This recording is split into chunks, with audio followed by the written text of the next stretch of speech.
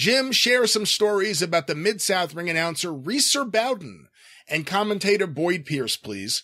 The only info I see when Googling Bowden is his obituary. And where did Boyd get his crazy ass suits? He made your fashion look tame.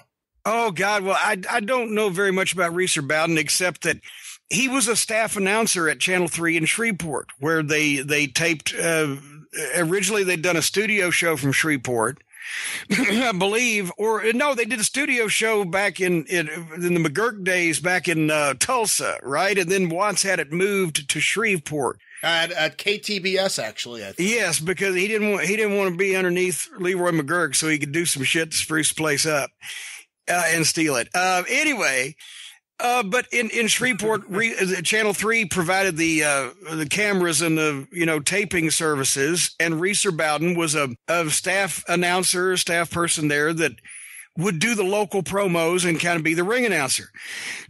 And otherwise than that, I don't really know anything about him. Otherwise, he was just so fucking dry. And just so monotone. He had that deep voice, but he was very old-fashioned monotone, and he was unflappable. And like the one time I said, "What is your name?" And he said, "Reeser." And I'm like, I don't know how to respond to this, and just kind of, you had to mock him for being there because there was no life to him whatsoever.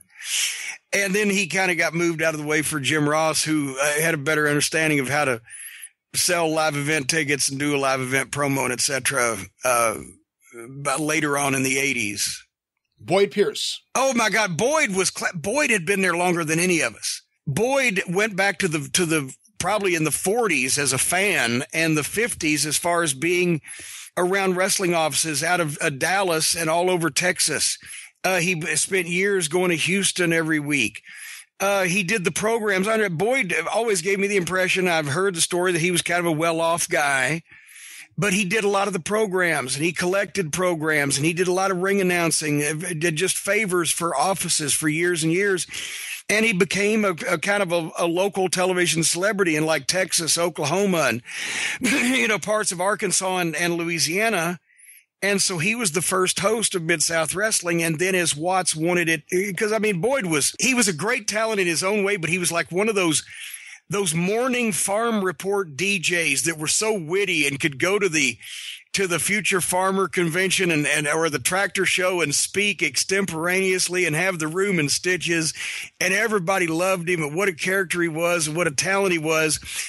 But he was so country that when Watts wanted to be more of a serious pro wrestling athletic product, he had to phase Boyd out and become the announcer himself and then move Jim Ross in.